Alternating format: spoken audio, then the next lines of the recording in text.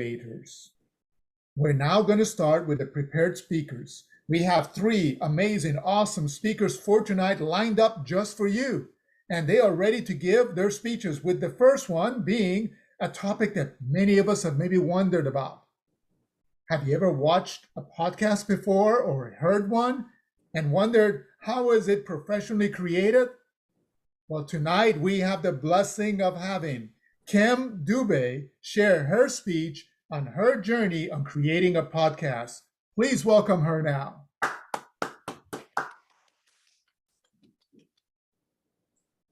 Kim, just a moment before you start speaking, can you see Carol? I can. Excellent. Go for it. Thank you so much, Mr. Toastmasters. Good evening, fellow Toastmasters and guests. I am so excited to be here to share with you my journey to creating this podcast. It's a passion project of mine called Heal Over Coffee. Heal Over Coffee is a podcast about just sharing my personal story, my professional story, and interviewing guests that might have a unique perspective on things that happen in our personal lives, things that happen in our professional lives. And hopefully the audience will gain some knowledge that will help them learn, help them grow, raise awareness in something regarding their personal life or their professional life, and in turn, gain success from the knowledge that we share. Today, I will like to share a few benefits of why you may consider creating a podcast if you're maybe thinking of growing your personal brand or your professional brand. And next, I'm going to talk about a few key steps that I have taken in creating this podcast. And lastly, I'm going to share a brief introduction that I use in my podcast and a brief outro that I use in my podcast. It's not going to be the entire podcast because the podcast is about an hour long. So this introduction and this outro has helped me create consistency in my podcast. So the first thing I want to do today is just invite you to listen in on the benefits of creating a podcast, which might perhaps inspire you to create a podcast of your own, with about 68 million Americans listening in to a podcast each day. As you know, as you look for ways to grow your brand, I wanted to share a few benefits of creating a podcast.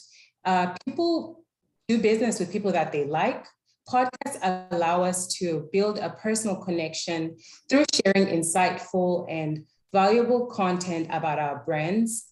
And when someone hears our voice, they tend to become more familiar with us. They tend to feel that we're approachable, and they tend to feel that we're trustworthy. So having a podcast can help you attract new customers and perhaps just make you closer to those existing customers because they feel that this is an intimate way to connect with you. Podcasts are a time-efficient form of communication, and they can be produced on a shoestring budget, almost to zero to little money required to start. And also they can increase website traffic, and they can increase content for your various social media platforms. Podcasts are also convenient and easy for your customers to consume because they can be listened to virtually anywhere, whether you're at work, you're out on a run, you're on vacation, you can just listen to a podcast on your phone, on a computer, any device that you choose. And ultimately, it's just a great way for you to connect with customers just in a more deeper way. The next step I want to do is just share a few key steps that I've taken to create this podcast. The first thing is just knowing your why and knowing who your customer is. My why in creating this podcast was just to connect with people, share my personal story, how I lived a life of not being aware and how now I'm aware of a lot of things, be it behaviors, weaknesses, strengths, and just how shining a light on those things has just helped me grow as a human being. So my why is very important reason why I want to keep going. I want to connect with others. I want to share knowledge in hopes that they will grow, and invite guests that will hopefully inspire those people as well. And then my who is important because I want to be able to tailor my messaging to my audience. And my audience is generally people that have moved from Africa like me, and they have migrated to the United States, and they're generally women who are about 32 to 45 years old. And just like I said, knowing who your audience is and your why will help you position your brand in your customer's head. And the next step is equipment.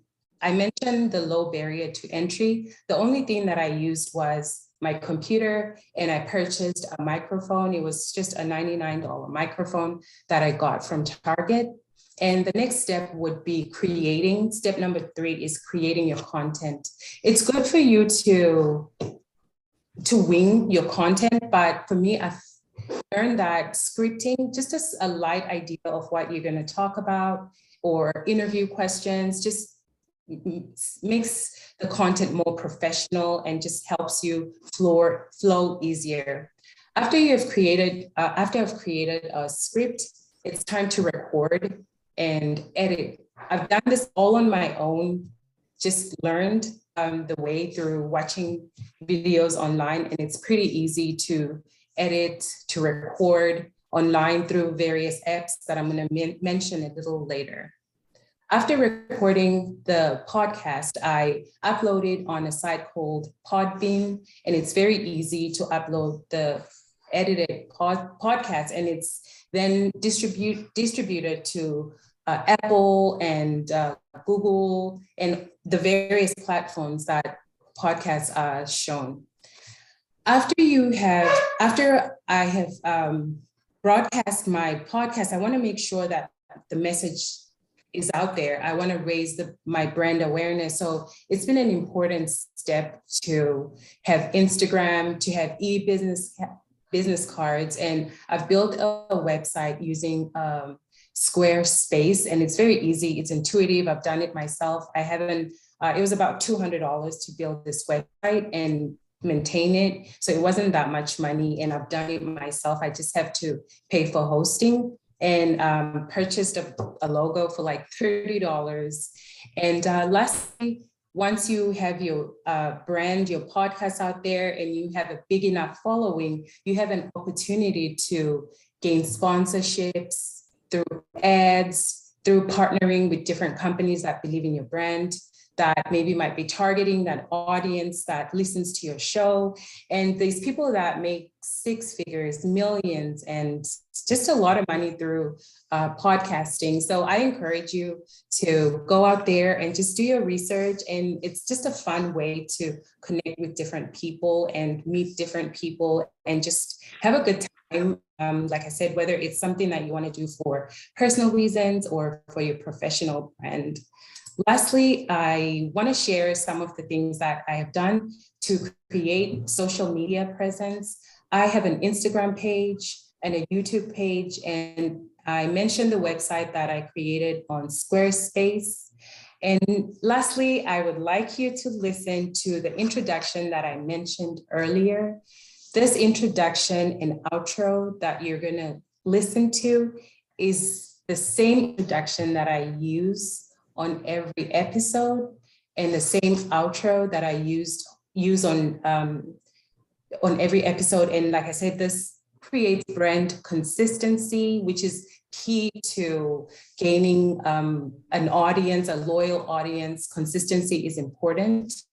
So I will be sharing with you the introduction, and this is the website Podbean that I mentioned, the hosting web app that hosts my podcast. And this is where I go to upload it before it's distributed to the various outlets that provide listeners and audiences the podcast.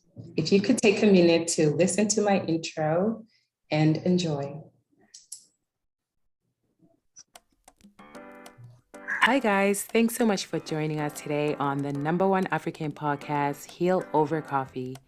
Heal over coffee, you ask? Well, like you would when you meet up with a friend for coffee or a drink and you talk about life, the good, the bad, and the ugly. My name is Kim Dube and I'm the host of the show. Join me every week as we heal over coffee. Me, you, and our guests, we'll do it together. We'll learn, grow, we'll probably cry sometimes, and of course, we'll succeed together. The show is about awareness, introspection, inspiration. It's about empowering you and helping you develop a growth mindset so you can live your life to your fullest potential. Please join me today and check out our other episodes too. Don't forget to share your favorite episode with others. Please get in touch with me and let's chat on social media and go check out our website too at healovercoffee.com. I would love to get to know you more and connect on a deeper level.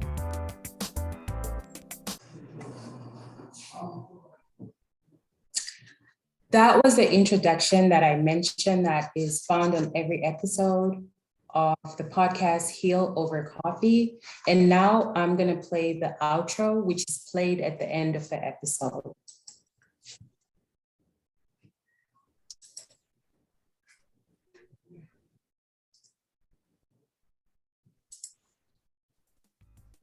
Shout out to you and to all the people that make this podcast possible. I appreciate you all. Don't forget to join me on social media at Heal Over Coffee. And please leave a comment about today's show. I hope you got something out of the episode. Until next time, keep learning, growing, and succeeding. See you next week. Thank you, everyone, for taking the time to see if maybe starting a podcast is something that's appropriate for your personal brand or your business brand. I hope that you will give this a chance, do some research, do some learning, and hopefully you'll tune into my website, to my podcast to see if you can find some nuggets that can help you learn, grow, and succeed. Thank you, fellow Toastmasters and guests. Have a lovely evening and enjoy this meeting.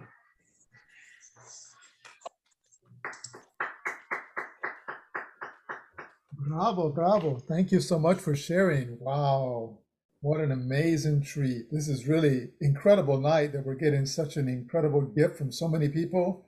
Thank you for celebrating this blessed nativity preparation. He is a registered professional civil engineer with more than 30 years of experience in infrastructure projects, specializing in drainage and flood control. He is currently serving as the senior engineering manager for the city of Sugar Land. His main responsibility is planning, design, construction, and maintenance of flood control and drainage projects.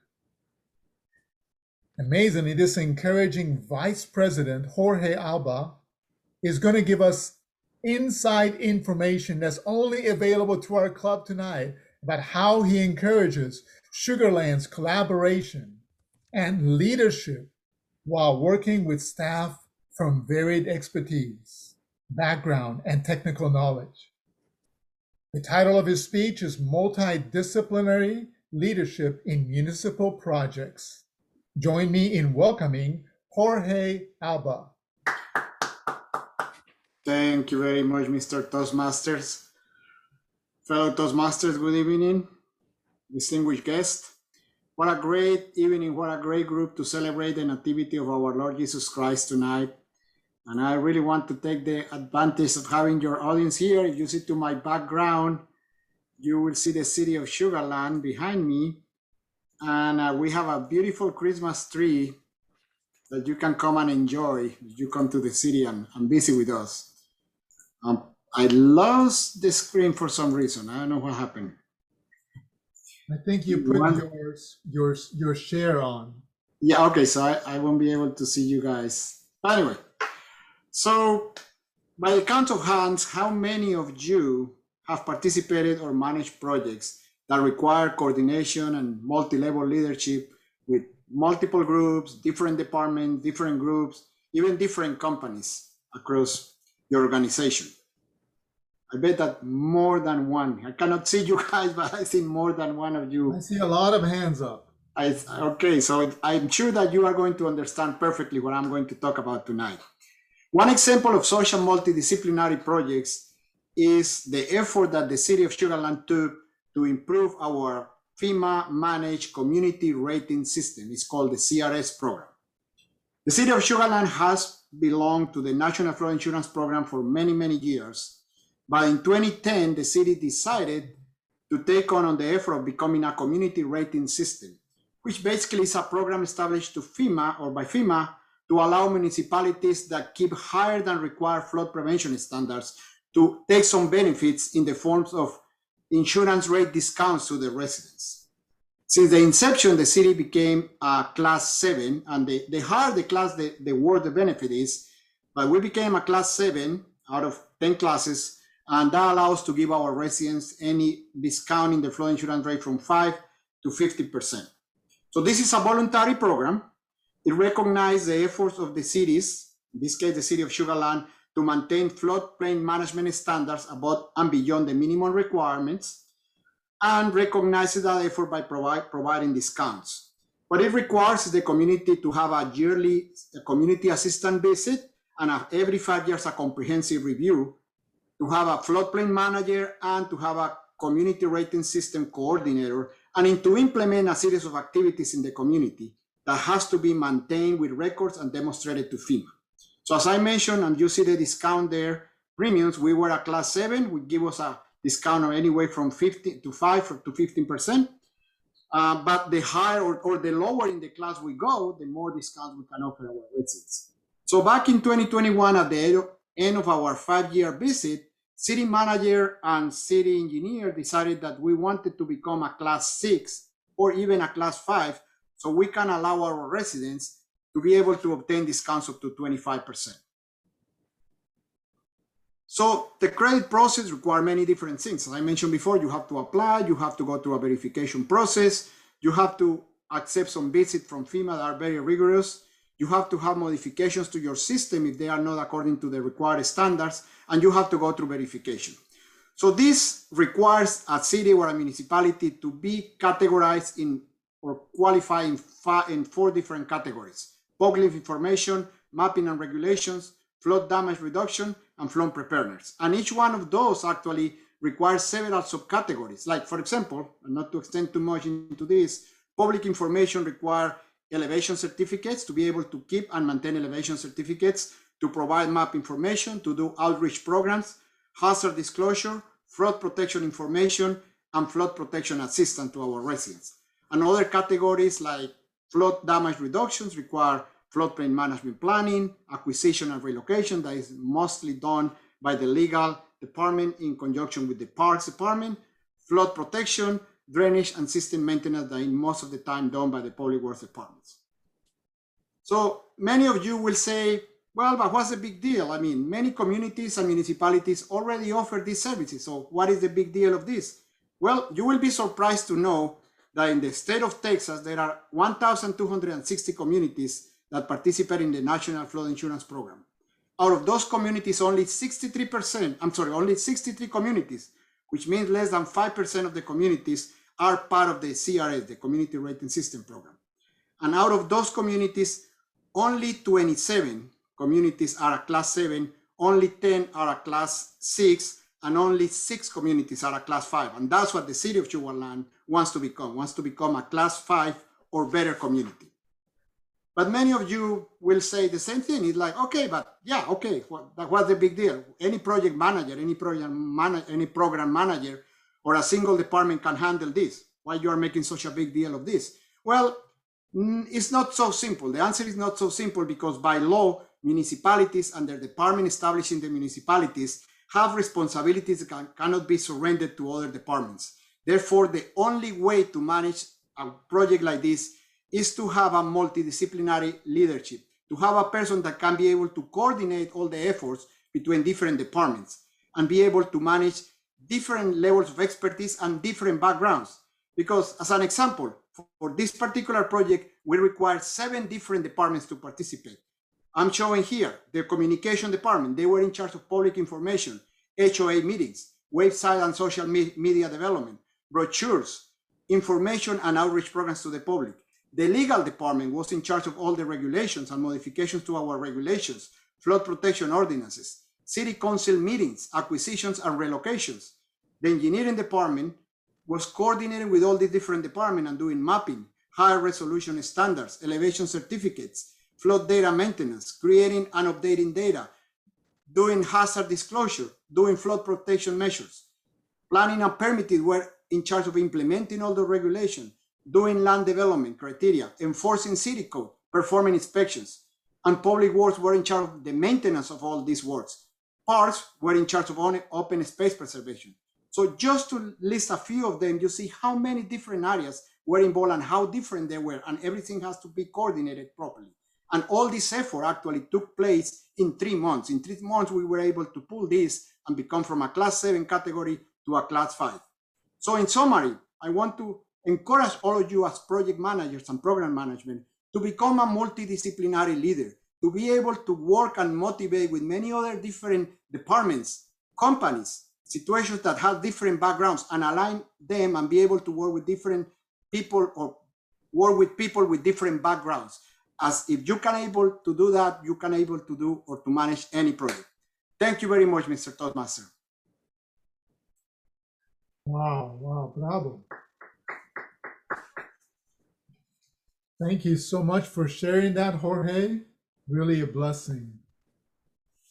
And I want to thank you for leading our community to become the top 1% of all communities in our great nation.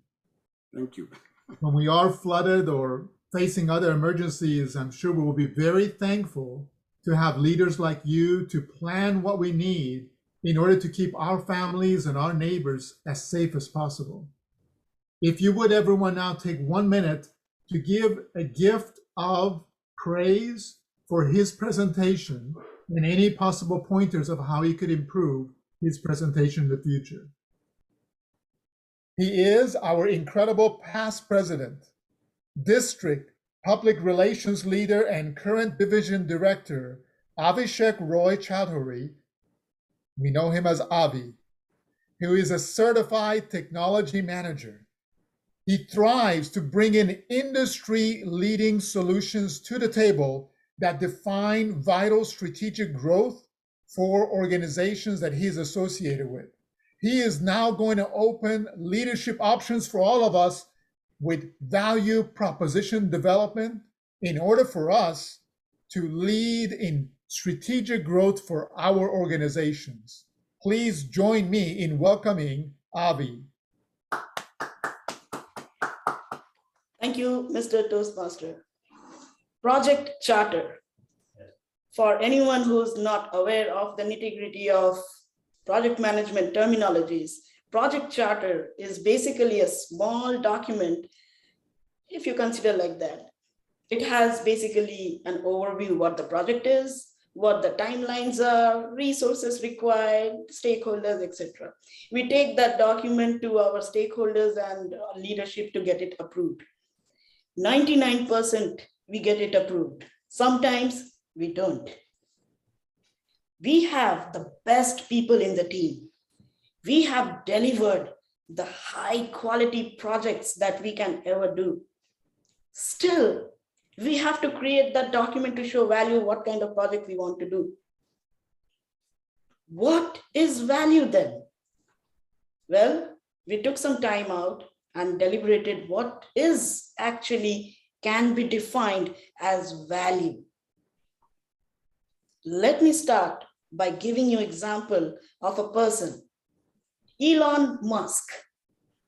Elon Musk was rated 536 in the year 2012, 129 in the last 2 years, that is 2019, 36 last year, 1 this year. Is he the most valuable person right now? Yes. What I did, I thought, let me try to translate this whole pattern to a non-living object What can I do? So I started a social experiment. I went to Facebook online, eBay and all that. And I thought, I'm gonna sell the least valuable thing ever. Let me show you what it is. Piece of wood. A simple piece of wood. It's a plank. I have so many of them right here. I listed all of these and all I asked, $10. Nobody responded. In fact, I mentioned I am going to hand deliver them wherever in Houston. Nobody responded. What next? Let's amp up the game. What I found next at my home was some piece of nails and some screws. I again put them into separately, eBay, Facebook online, name all the stores where I can. $5. What I asked, I will hand deliver it. You can take it for $5. No response. What happened? I kept scratching. I'm giving out piece of wood for free, almost like $10, $5. Anybody can pick it up. Nobody. Then I took some time. Put this whole thing together. The same set of wood, the same set of screws, and then I built this. This is a nightstand. All I did was put things together and put it in the same stores, $100. And what I got? Offers after offer. Of course, they were bargaining like, can I do 90? Can I do 80? Something like that. But with the same invaluable stuff, now I'm getting 100% or 10 more than what I have ever asked for.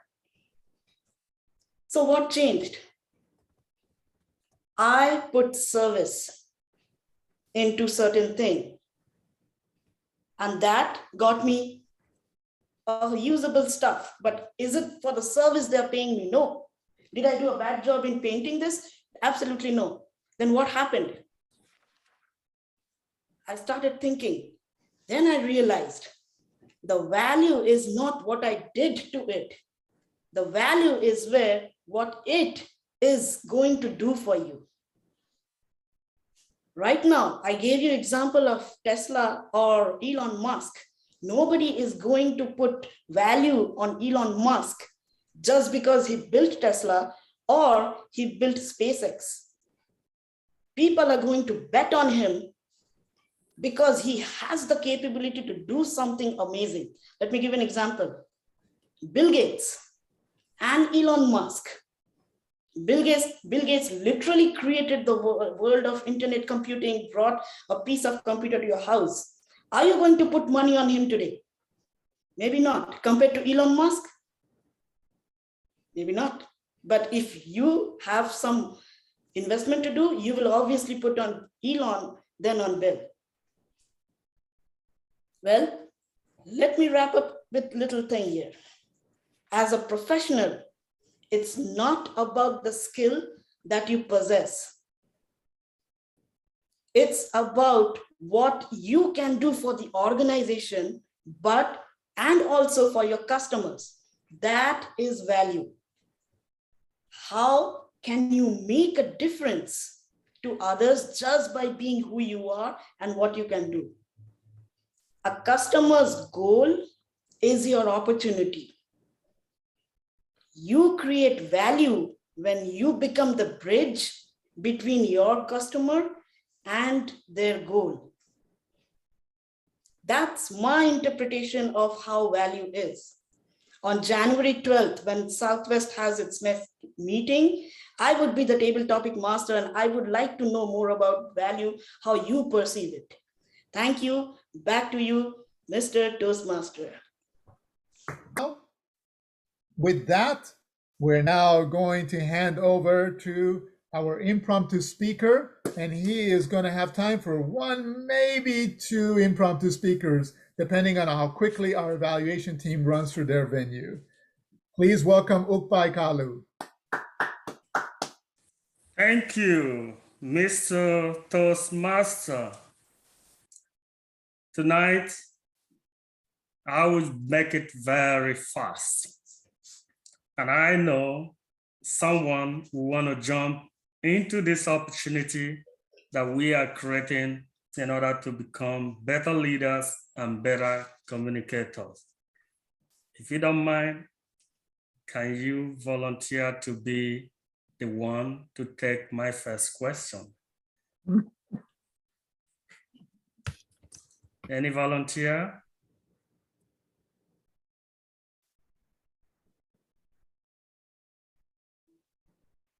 How about GOT or Lisbeth? Hi, how are you? If you can hear me, I'm in for as a volunteer. Okay, Lisbeth, thank you. If you look at the theme for tonight, the theme for tonight is Merry Christmas. And the question I want to ask you, call this time Christmas time, holiday time, or end of the year.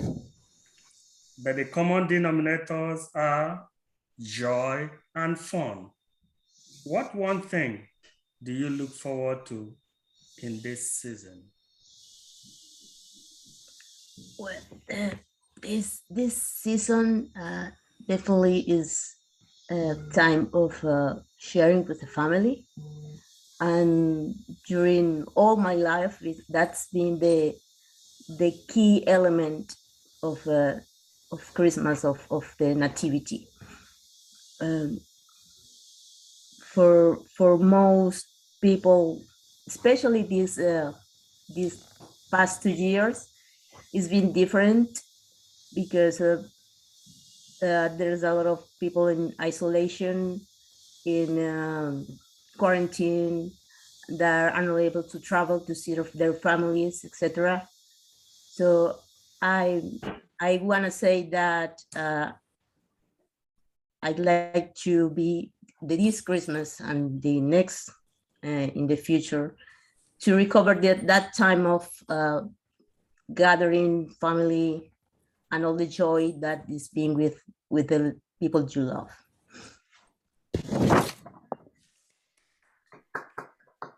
Thank you, Lisbeth.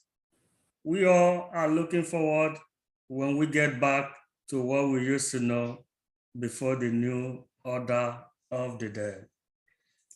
My next question, do I have anyone who is willing to take the opportunity?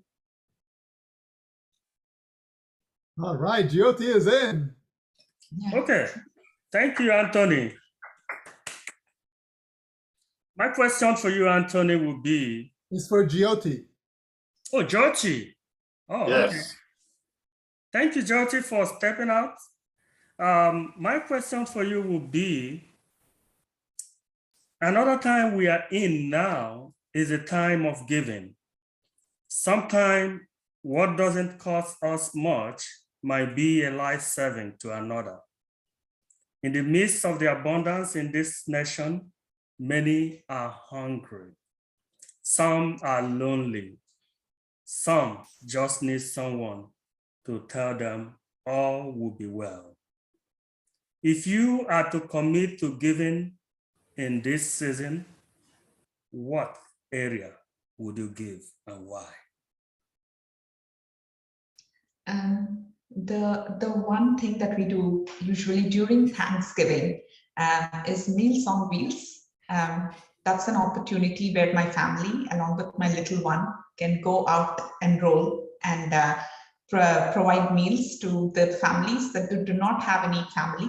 Maybe there are old people, parents, elderly people who do not have anyone with them and they're looking forward to. So when you give them, it gives a lot of happiness to us that they're looking forward to see some youngsters. And it also shows my little one, his grandparents are back in India. So when he sees them, he also understands how we respect and take care of elders. So that's one thing we really enjoy. I don't call it giving though, because we gain as much from it as much as we give. So it's something that we really enjoy and try to do it every year.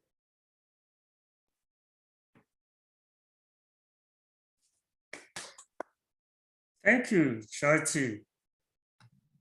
That was great. And I believe each and every one of us, there must be something we will be willing to give in this season. Anthony, do you still have time for one more question? And would that be it? That's all we got. Thank you. And I turn it back to you. With that, Mr. General Evaluator Akin Oni, the table is yours. Thank you, Mr. Toastmaster. We have reached the session, which is the E piece of our pie, which is to evaluate our speeches. As I said earlier on, our speakers are going to evaluate themselves, and the first evaluator is going to be Kim. Kim will be evaluating Jorge's speech. Without further ado, Kim, please unmute yourself and provide your evaluation of Jorge's speech.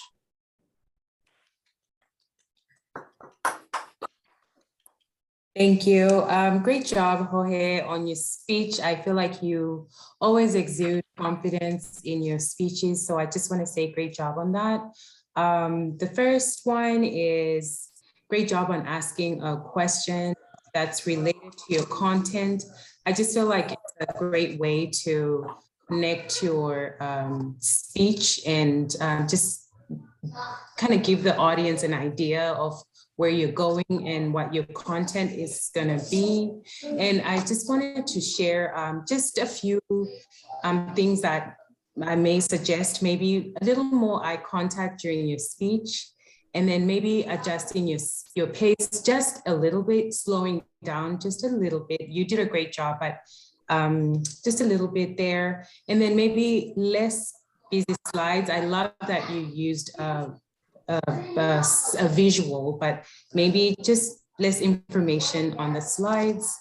Next, I just want to talk about more things that were amazing about your speech. I feel like even though it was technical in the sense that I'm not very familiar with your line of work, but I felt like it was easy to understand. You used simple language. There was no jargon there.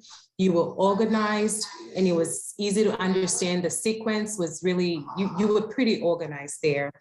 And I feel like you effectively adjusted your pitch, your volume to emphasize different sections of your speech. I really think that you do a great job all the time there.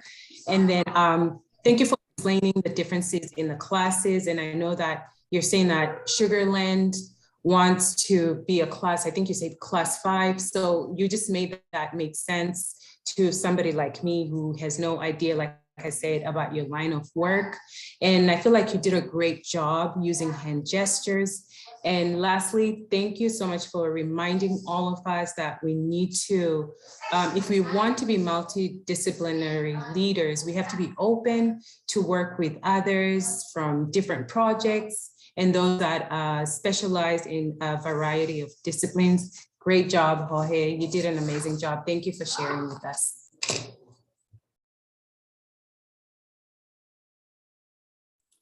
Thank you, Kim. That was excellent. So evaluate speaker number 3 is a speech evaluator number 2, which is Jorge. Jorge will be evaluating Avi. Jorge, without further ado, please go ahead and provide your evaluation of Avi's speech. Let's put our hands together, Jorge. Thank you very much, Mr. General Evaluator. Well, Avi, it's always a pleasure and a challenge to evaluate you because you are such a good speaker that make the life of the evaluator a little bit difficult. But I want to point out very good things, very few good things, or several good things actually. Great use of the camera space, the way you position your camera, the way you set up in front of the camera. I feel like you were talking to me and to the audience, like if you were 3 feet apart from me. You really connected to the audience, the way you use your hands gestures and move around. It felt like you were presenting in public in front of us, like when we used to present at a slumber day. I felt really connected. In terms of your content, you choose a very interesting topic, but you use very clear language, very easy to understand language, and the use of your visual aids where, that created a good impact. The way you took those pieces of wood out of your bag and presented them, and the way you took those screws and showed them to us, that really brought the attention to the importance of the topic and what is the difference between adding value and not adding value to something. So the way you represented what providing services was a perfect example. I think that you couldn't have chose a better way to do it, and I really, you think, brought the point down. Definitely, in terms of what you could improve, and again, it's very difficult because your whole speech was such a good speech that I will say very hard to add something. I will be a little bit just more dramatic in the way you present those pieces of wood, or both like using like a salesperson type of pitch, like bring it up and show it around maybe and show the colors and this and that. And like if you were trying to sell us the piece of wood and kind of at the end say, well, I couldn't sell it to you, and then go back and show the entire nightstand, because even though you have the nightstand in the background, you couldn't really see the whole nightstand. I will just be a little bit more dramatic in using that. But again, your content, your connection with the public, the way you presented the idea, everything was spectacular. I really don't have much to add. Thank you very much for sharing with us, and thank you very much for showing us how to do a great speech. Thank you, Mr. General Evaluator. Thank you, Toastmaster Jorge, for that wonderful evaluation of Avi's speech. And our third evaluator for the night is Avi. Avi will be evaluating Kim's speech. Avi, the floor is yours. Thank you, Mr. General Evaluator. Kim, first of all, congratulations on having that special podcast up and running. It's very inspirational.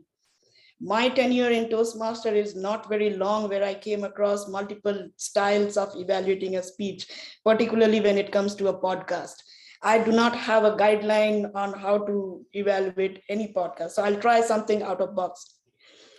My evaluation would be in three parts. The introduction, how you publicized, how you made us aware of your podcast. That's number one. Second, I would be talking a little bit about the podcast that you have displayed us. And third is the closure. I don't have any recommendation because you have done a great job. So I want to make it clear in the beginning itself.